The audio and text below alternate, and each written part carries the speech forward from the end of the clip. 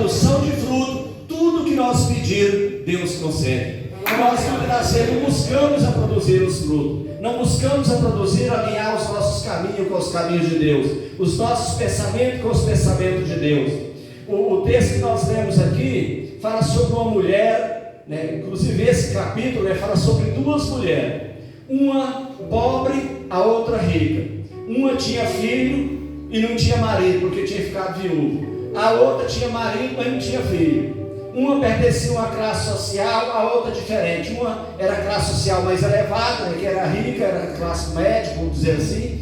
E a outra era pobre, porque estava tendo só um botija de azeite e a viuvez e 2 filhos, para serem levados como escravos, né, para aqueles credores que vieram para receber a conta do falecido, do seu esposo e dela também, porque nós sabemos que a dívida é da família, não é somente do que morre. Então nós vemos que aqui é muito importante nós aprendermos sobre essa sunamita.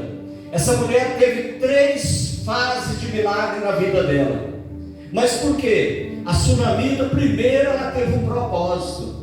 Nós vemos que a Bíblia nos diz que em determinado dia o profeta Eliseu veio, né, e passou na casa deles para comer pão, para pedir pão, como diz o texto que nós lemos aí, né? Ele indo, né, a Sumém, diz o texto aí, havia ali, né, uma mulher rica, a qual reteve a comer pão.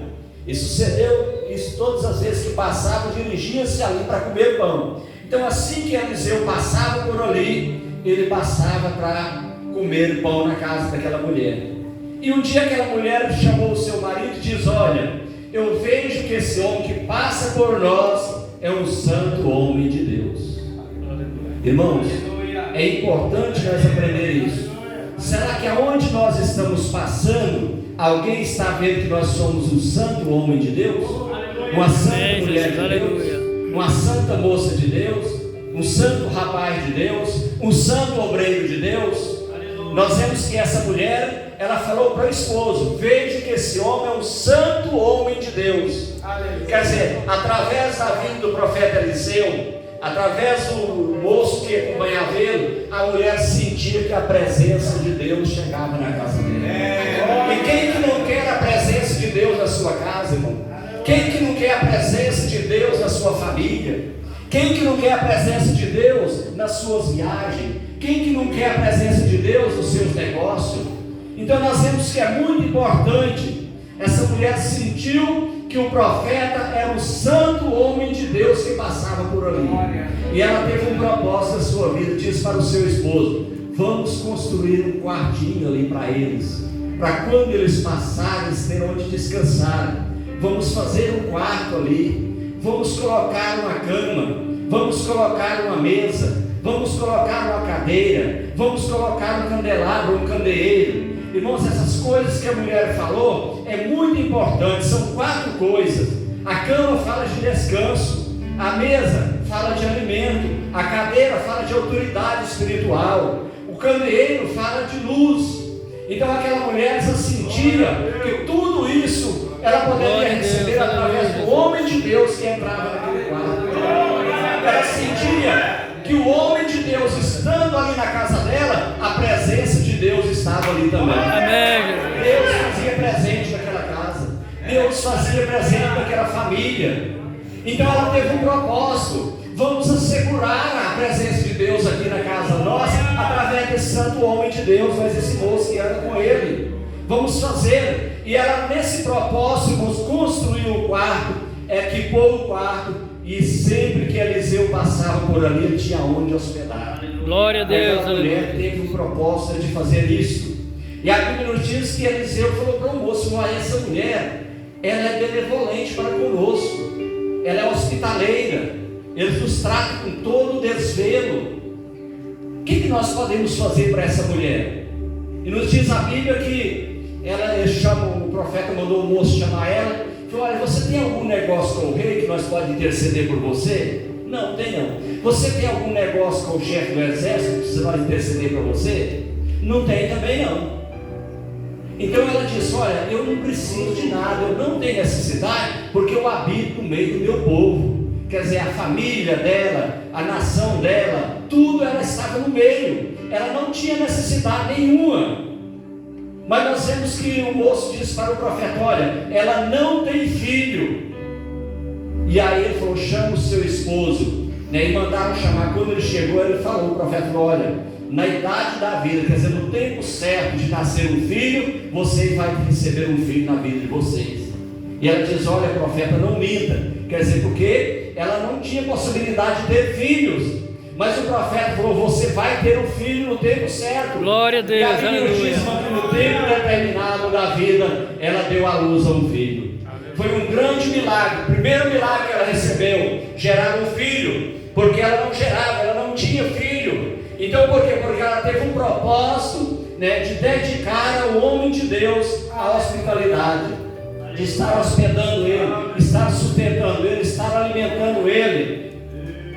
Mas acontece que um dia o moço estava trabalhando, o filho, né, com o pai, e ele diz: estou com uma dor de cabeça. O pai falou: leva lá para a mãe dele. E a Bíblia nos diz no mesmo texto aí, que naquele dia, né, o menino ficou deitado no colo da mãe até o meio-dia, mas sarou, não morreu. Quando o menino morreu, a mulher levantou e pediu ao marido para mandar um moço preparar um animal, para ele ir ao encontro do homem de Deus, atrás do profeta. E a Bíblia nos diz que a mulher colocou o menino, sabe aonde? Lá na cama onde o profeta dormia. Levou o menino e colocou lá morto.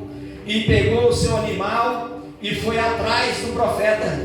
E quando aproximava do profeta, o texto aí nos diz que o profeta disse para o moço: olha, a Sunamita vem ver o que está acontecendo com ela. E nós vemos que o moço foi ao encontro, mas ela falou: eu quero falar com o homem de Deus. E o profeta dizia: pode deixar ela vir, porque ela está com o espírito triste. O profeta percebeu que algo de ruim tinha acontecido na vida dela. E a Bíblia nos diz que ali, irmãos, aquela mulher chegando ao profeta, né, nós vemos que o profeta, né, mandou o moço fazer o milagre, não aconteceu, mas ele foi e Deus usou ele para ressuscitar o menino. E ele foi ressuscitado, entregado vivo.